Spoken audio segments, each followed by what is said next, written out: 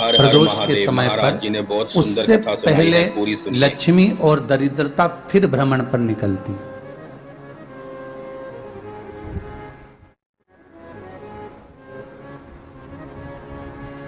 शिव भ्रमण कर कर जब वापिस आ जाते हैं, हिंदू धर्म में पीपल के वृक्ष की जो गणना वराह पुराण में करी गई है, 4 बजे से 7 बजे तक शिव के भ्रमण का समय बताया है शाम को।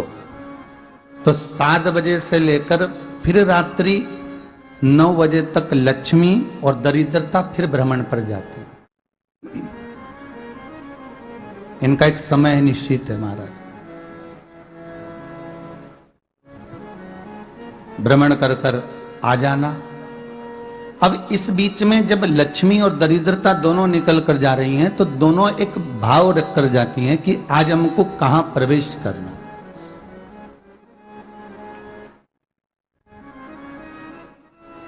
आज हमें किस जगह पर प्रवेश करना है, आज हमें कहां पहुंचना है, आज हमें किस जगह जाना है। और जिस नगर में जिस मार्ग से लक्ष्मी और दरिद्रता निकल कर जाती हैं, ये दोनों का जब निकलना होता है, इनको स्थान दिया गया जहां पर स्वच्छता हो, घर के दरवाजे पर रंगोली डली हुई हो, द्वार पर जल छीटा गया हो। महाराज, उस द्वार पर लक्ष्मी प्रवेश करती है तो दरिद्रता भी जाने लगती है अंदर। जब दरिद्रता अंदर जाने लगती है तो लक्ष्मी उसको रोक देती है, पहले मैं देखकर आती हूं कि तेरे लिए स्थान है कि नहीं है, तू यहां रुक।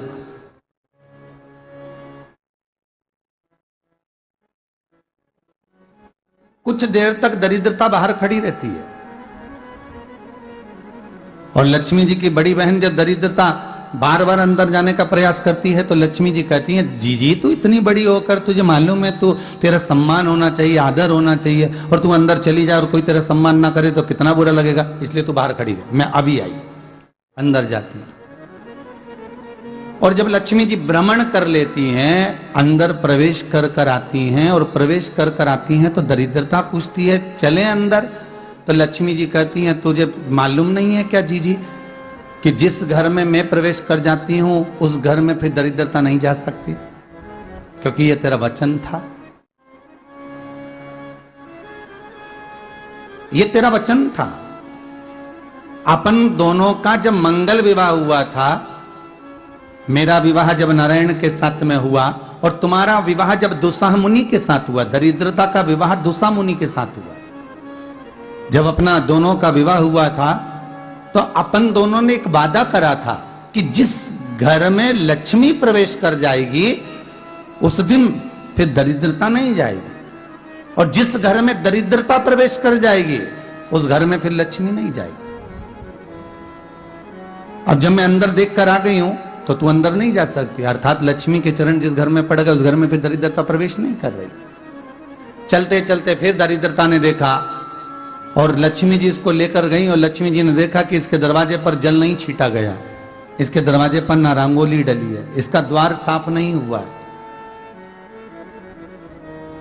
इसके द्वार पर दीप नहीं है, इसके द्वार पर कलश नहीं है, इसके दरवाजे पर ढेर सारा कचरा पड़ा हुआ है, कोई स्वान कोई कुत्ता गंदगी भी कर कर चला गया है, कहीं बिल्ली ने गंदगी कर रखी है, कहीं जीवों ने कुछ गंदा गिरा रखा है। तो फिर लक्ष्मी जी कहती है, जीजी अब मैं होकर आ गई थी ना, अब तू जा, तू होकर आ, और दरिद्रता प्रवेश करती है। तो अंदर जाकर क्या देखती है दरिद्रता कि इतनी सवेरे से मैं घूमने इनके दरवाजे पर आई और ये तो सब चादर तान के चकाचक गुर्राटा भर भर कर सो रहे हैं। तो दरिद्रता कह देती है, तुम्हारा भाग्य ही बेकार है, तो मैं क्या करूं, तुम ऐसे ही सोते रहो। और दरिद्रता गुस्से में बाहर निकल कर आती है, लक्ष्मी से कहती है, लक्ष्मी तू इसके घर में जाना ही मत। तो दरिद्रता को कहती है, जीजी तेरी बात नहीं मानूंगी क्या मैं? लक्ष्मी जी बोली, मैं तेरी बात नहीं मानूंगी, बिल्कुल नहीं जाऊंगी इसके घर में, तू चिंता मत कर, चल आगे चले। फिर आगे बढ़े। ये लक्ष्मी और दरिद्रता का प्रवेश है। आपके घर का द्वार आपके घर का दरवाजा। फिर निवेदन करूंगा एक बहुत सुंदर बात, हमें महाराष्ट्र से सीखना चाहिए, हमें साउथ से सीखना चाहिए, दक्षिण से। जिस समय पर भक्ति देवी यमुना जी के घाट पर रो रही थी अपने पुत्र ज्ञान और वैराग्य को गोदी में लेकर, समय देवऋषि नारद ने एक प्रश्न किया था कि तुम कहां पर पोषित हुई हो, तुम्हें ऊर्जा कहां से प्राप्त हुई? तो कहा मैं गुजरात से तो चली हूं। और वहां से चलती चलती भक्ति देवी कहती है मैं बहुत दुखी होकर, बूढ़ी होकर, द्रवित होकर, बड़ी दुख में वहां से चलते चलते जब मैं महाराष्ट्र में पहुंची तो मैंने वहां जाकर देखा कि वहां पर लोग हर पल हर घड़ी ब्रह्म मुहूर्त में उठकर स्मरण करते हैं, नाम जाप करते हैं और दरवाजे पर जल छीट कर रंगोली डालते हैं। तो कह रही है कि वहां पर मैं थोड़ी अवस्थावान होने लगी, वहां मुझे अच्छा लगने लगा। फिर जब मैं और आगे पढ़ी, दक्षिण में जब पहुंची, वहां पर जाकर मैंने देखा कि सुबह से उठकर मंगलाचरण, मंगला स्तोत्र और वेदों की ध्वनि होने लगी। वहां पर मैं और आनंदित हो गई। हमें कुछ चीजें महाराष्ट्र से सीखना चाहिए कि वहां रहने वाले जो भगत हैं, वारकरी संप्रदाय के जो भक्त होते हैं, वैष्णव जो धर्म के भक्त होते हैं, उनका नियम है सवेरे के समय घर में पानी है कि नहीं है, पर जब भी वो घर का दरवाजे के बाहर थोड़ा ना थोड़ा पानी तो छींट ही देते हैं। और छींटने के बाद फिर वहां पर अपने यहाँ तो दिवाली पे रंगोली बनती है जी, और वहां पर रोज की रंगोली बन जाती है कि कभी हो सकता है परमात्मा राह भूल कर हमारे घर में प्रवेश कर जाए, इसलिए वहां प्रतिदिन की रंगोली, प्रतिदिन।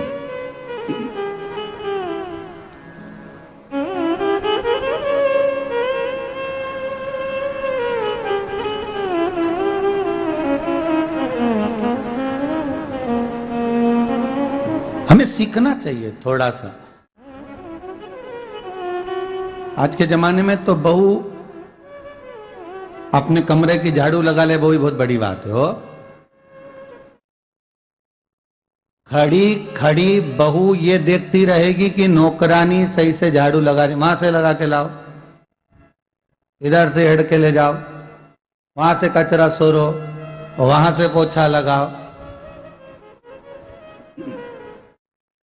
खड़ी रहेगी, उंगली से बताती रहेगी, पर इतना नहीं बनेगा कि सेविका से, नौकरानी से, दासी से कह दे कि तू मम्मी पापा के कमरे की लगा ले, मैं मेरे कमरे की लगा लूंगी, तू जा उधर। थोड़ा दया का भाव अगर होता तो उसके मन में भी आता कि मेरी बड़ी सेठानी तो अपनी जगह पर है, पर छोटी तो सेठानी की भी बड़ी सेठानी है जो मुझ पर करुणा करती रहती है। पर बड़ी तो कहे कि बेटा रहने दे, तू उधर ले जा, जब भाभी के कमरे में देख ले जा, उसके बच्चों का बड़ा फैलारा रहता ना, तो उधर देख ले जा, तो जरा उधर, मां उधर भेज रही है।